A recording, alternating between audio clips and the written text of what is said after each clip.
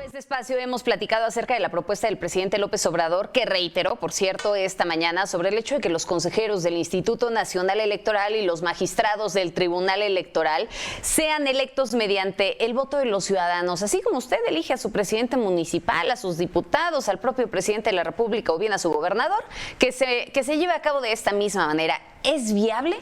Esa es la pregunta que hoy pongo sobre la mesa y saludo con gusto a nuestro director editorial Raúl Frías Lucio y a Víctor Hugo Hernández. Bienvenido, Raúl, qué gusto tenerte de nuevo. Hola, Magda, ¿cómo estás? Simples ocurrencias, pero hay que buscar exactamente qué razones. Gracias, Magda. Víctor, ¿cómo estás? Qué gusto saludarte. Saludos, Raúl.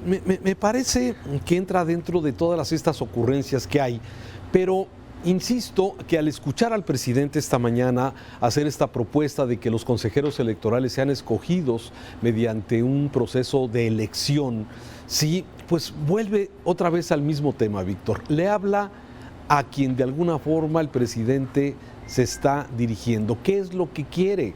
Bueno, pues de alguna forma eso es evidente, es destruir el INE, destruir este instituto electoral, este Instituto Federal Electoral primero y luego Instituto Nacional Electoral, que ha costado tanto trabajo a los mexicanos formar, que si bien aquí lo hemos dicho en muchas ocasiones, Víctor, hay que revisar parte de cómo opera, cómo funciona, los múltiples candados que se le han puesto al INE para poder de alguna forma ejercer su función, pero el presidente es evidente que desde hace ya tiempo es uno de sus objetivos, es debilitar, es destruir precisamente el INE, como ha hecho algunas de estas situaciones que no le gustan a él, y me parece que el INE entra en esta idea del presidente, a pesar de que fue el INE el que organizó la elección donde él ganó la presidencia, sí, a pesar de que fue el INE el que le dio ese triunfo contundente de más de 30 millones de votos que 2018 con el que ganó el presidente López Obrador. Bueno, a pesar de todo esto, me parece que sí, el presidente está con la idea de desaparecer. ¿Y por qué está tan enojado el presidente, Víctor? Ya lo hemos venido abordando en los últimos minutos, en las últimas horas. Está enojado por dos cosas. Porque el Instituto Nacional Electoral le ordenó sí que no pueden hacer promoción los funcionarios públicos sobre esta consulta de revocación de mandato. Y el presidente, a pesar de que el INE, sin dinero adicional, está organizando esta consulta del próximo 10 de abril, me parece que el presidente ha seguido diciendo no hay promoción, no hay publicidad y bueno, esa iniciativa que mandaron precisamente para modificar la ley y permitir que los funcionarios públicos pudieran de alguna forma hacer promoción y que el Tribunal Electoral ayer lo rechazó contundentemente. Entonces el presidente está enojado con todo lo que es el INE y con el Tribunal Electoral porque no han hecho lo que él quiere que hagan.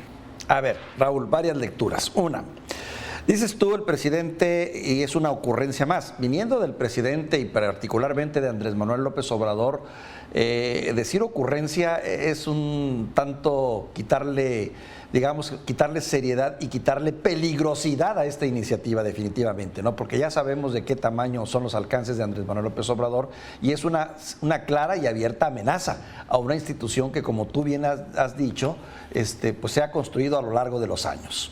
Dos, estamos ante un presidente que evidentemente ha demostrado que aunque él dice que no guarda rencores, es un hombre de rencores, claro que sí, él guarda muchos de sus resabios, no por la vez en que el INE le dio el triunfo con esos 30 millones de votos, sino por todas las veces anteriores que le negó la victoria, según él, se la robaron y que el INE se prestó a ese juego.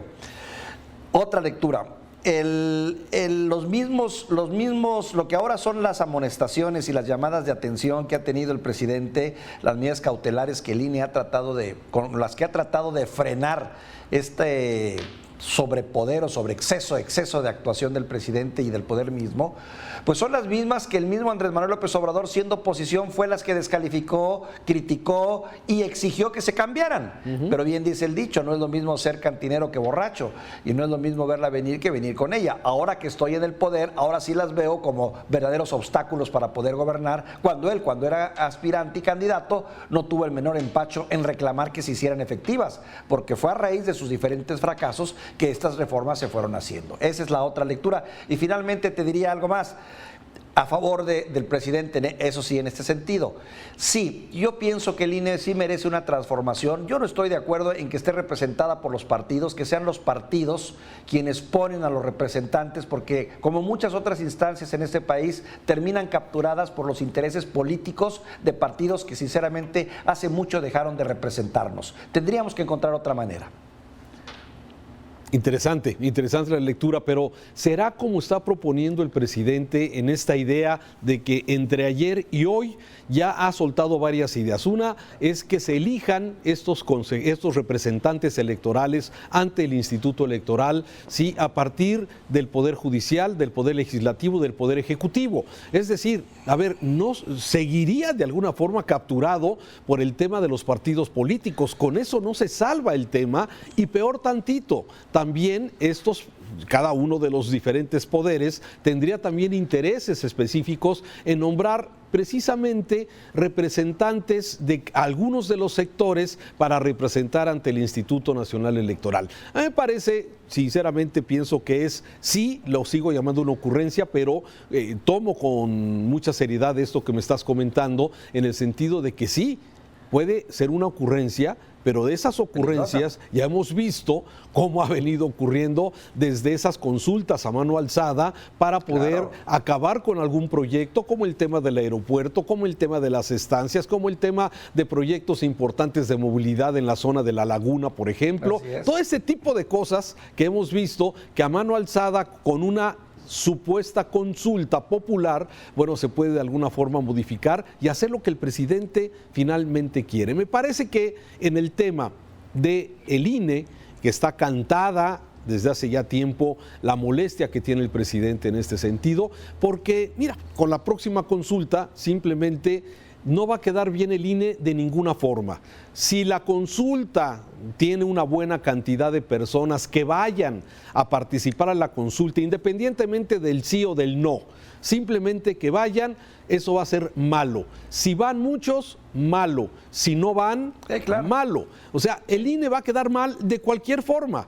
Porque el presidente lo que ha venido armando es precisamente esta parte de tener un INE debilitado, un INE que de alguna forma tenga consejeros a modo que seguramente le puedan garantizar pues lo que el presidente quiere en sus diferentes propuestas e ideas que tiene. Eso es lo que yo observo concretamente con esta figura que está proponiendo el presidente del INE, y eso es una lástima. Por eso me parece que el tema de la consulta, Víctor, el próximo 10 de abril, es una trampa, simplemente es una trampa y una farsa, una trampa para el INE, porque haciéndola o no haciéndola, haciéndola bien o haciéndola como lo están intentando hacer promoción, que sí hay promoción, pero el presidente sigue diciendo que no hay promoción, y por eso esos espectaculares por todo el país, que no sabemos quién los pagó, de dónde salen, que continúe el presidente, es que eso de alguna forma no es exactamente el fin de la consulta, una consulta que fue promovida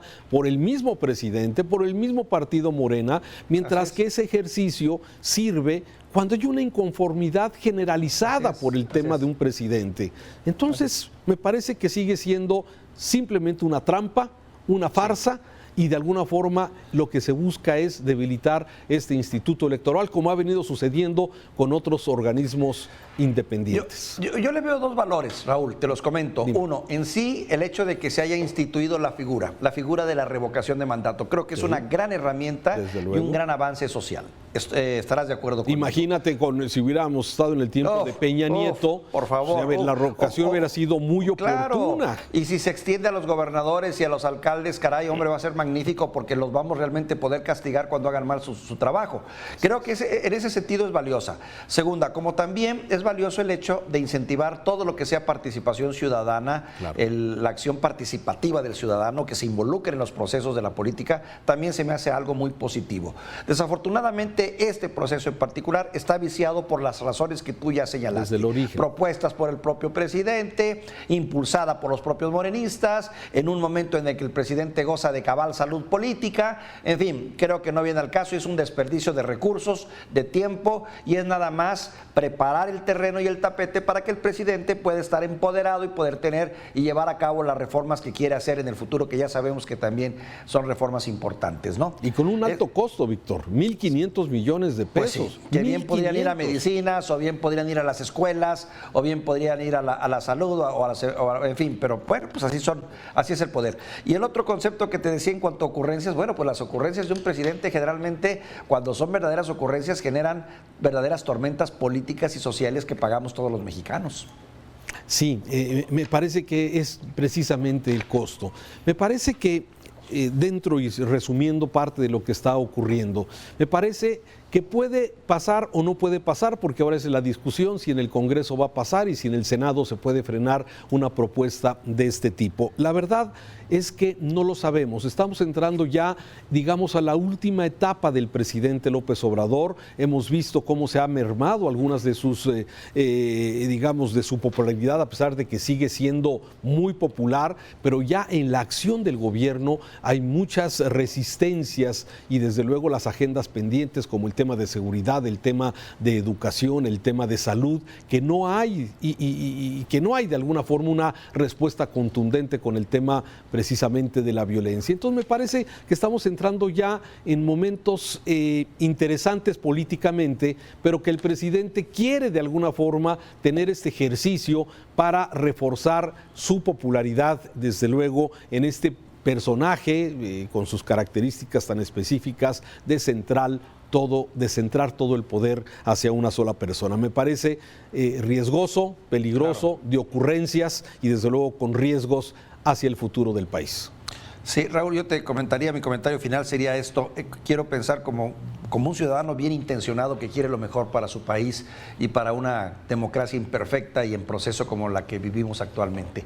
Hay que encontrar la manera de quitarle más injerencia a los partidos políticos y que tengan menos presencia en las instituciones, porque finalmente las han devastado, las han corrompido, y la poca popularidad y poca credibilidad que tienen los partidos políticos termina arrastrando también a las instituciones. Es lo que ha pasado actualmente con el INE. No sé si existe una figura realmente que pueda sacarse de alguna parte, que no esté contaminada o que no esté prejuiciada por una corriente política. Lo veo difícil, pero creo que vale la pena explorar la posibilidad de hacer más ciudadanas estas instituciones. No conozco la fórmula. Eso de 20, que yo propongo 20 y que el Congreso propone 20 y que otros proponen 20, no se me hace la solución. Evidentemente que no, porque pues también vendría con su sesgo, pero no sé, habría que explorar si existe alguna posibilidad para que realmente fueran democráticas estas instituciones y no partidizadas. Raúl. Mira, y termino nada más con el comentario que hoy publica el periódico Reforma sobre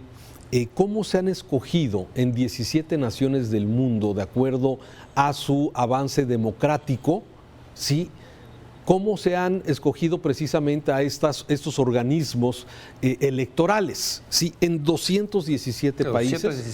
217 países de alguna forma se ha mantenido a través de un esquema como el que tenemos actualmente en México. No ¿sí? es el voto popular. No es el voto popular como lo está proponiendo el presidente. Sí, fórmulas que vienen y que se han aprobado en otros lados, lamentablemente con resultados muy malos. Así es que bueno, ya veremos en este sentido qué pasa. Víctor, hay temas, ¿eh? Hay temas. Hay temas. Sigue habiendo Raúl. temas. Saludos. Muchas gracias, buenas tardes.